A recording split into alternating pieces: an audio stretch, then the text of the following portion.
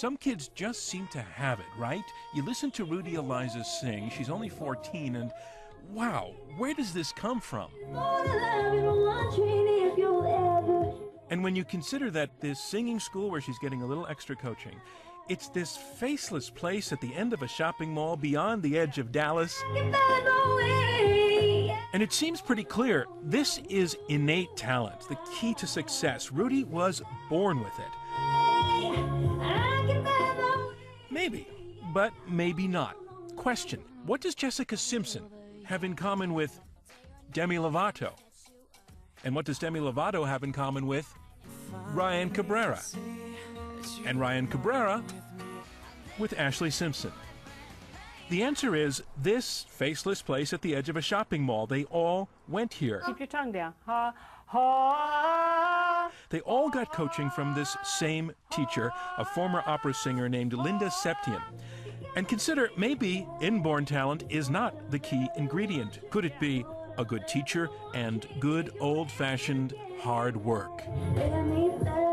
The talent is practice. The talent is practice, and practice is talent. Dan Coyle is a writer who set out to break what he calls the talent code, and in a book by that name, he tries to unravel the mystery of what makes a star, really.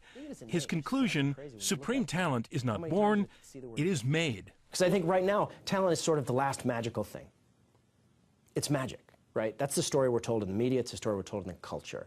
Tiger Woods is magic. Michael Jordan is magic. Mozart was magic. But as we look closer and as we use modern tools to look at what's going on there, we're seeing a different kind of magic. Coyle studied Linda Septien and her school and identifies it as one of several talent hotbeds that he's found, places that seem to produce the most talented singers, football quarterbacks, classical musicians. What was going on here? Well, let's start off with ingredient number one, practice. Hours of practice. Which makes perfect evolutionary sense, really. I mean, we are built to learn. We're a learning machine. When we stress the wires of our brain, the skill circuits of our brain in a certain way, those skill circuits get stronger. And in order to make a permanent memory, you need to repeat something. All of which plays out beautifully in rat brains, which is what Dr. Doug Field studies full-time. His work is really the scientific underpinning of Dan Coyle's talent code theory because of this white stuff he studies that the rats and we have in our brains, myelin. It's kind of an insulating material that wraps around the nerve pathways. Is an area of the brain containing white matter. Field discovered that this insulation actually grows each time an action is repeated. White matter continues to develop and myelin continues to form. So it wraps that wire, gives it more insulation, and the signal moves much more fast and much more accurately. Faster and more smoothly. So if you repeat the same action a lot of times, if you're, say, Tiger Woods, practicing the same golf stroke over and over, the myelin gets really thick and the brain cells start firing much more in sync, and that makes all the difference. Imagine walking 2 miles per hour and having someone run by at 200 miles an hour. That's the difference we're talking about that myelin can make. How important is over and over and over and over? And is it talent in the end, or is it the work? That's a very good question. Talent plays a very important part in that it makes my job easier. Persistent plays a bigger part. Put another way, practice makes perfect.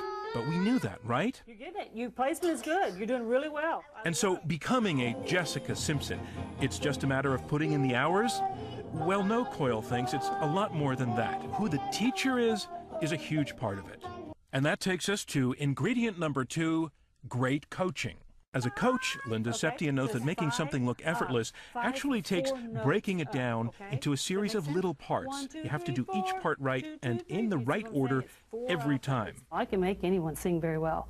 She's been doing this with Jaden Roberts, 8 years old, for the past 2 years. Linda won't let her get past a verse until she has it down.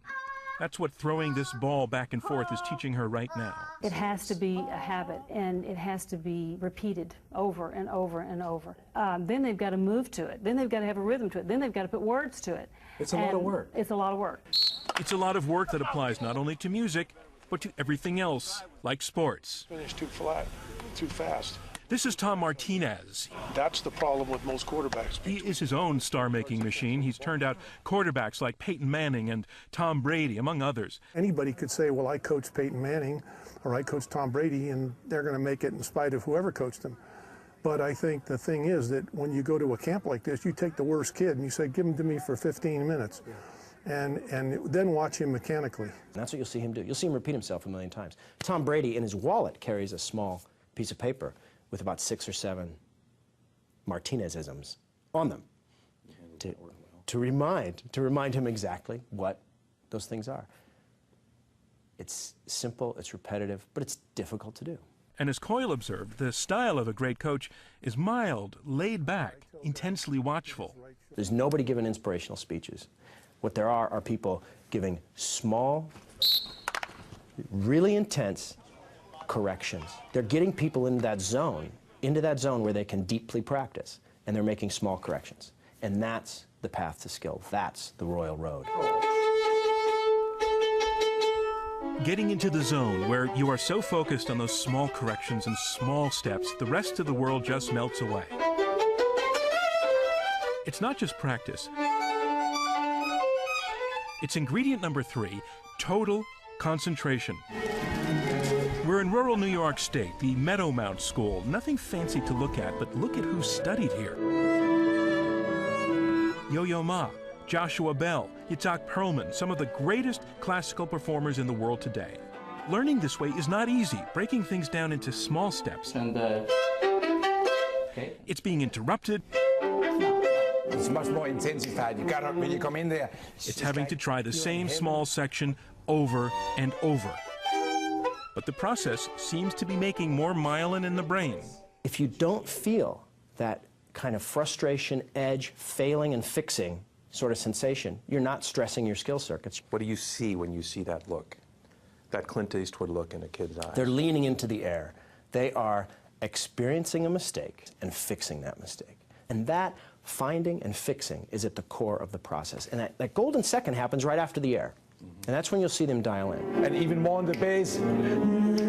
If you really practice something for a long time, you'll find yourself just playing all the notes, just making the sound that you've practiced without having to think about it at all. But that's what Coyle argues. The brain is really growing the talent. In fact, we all have that kind of wiring.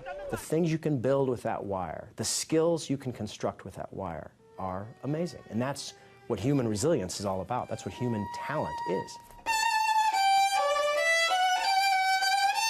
So consider, perhaps your kid could have a shot at the big time with a good coach and the right kind of practice and hours of practice. It's asking a lot, but perhaps it works. I'm John Donvan for Nightline in Washington.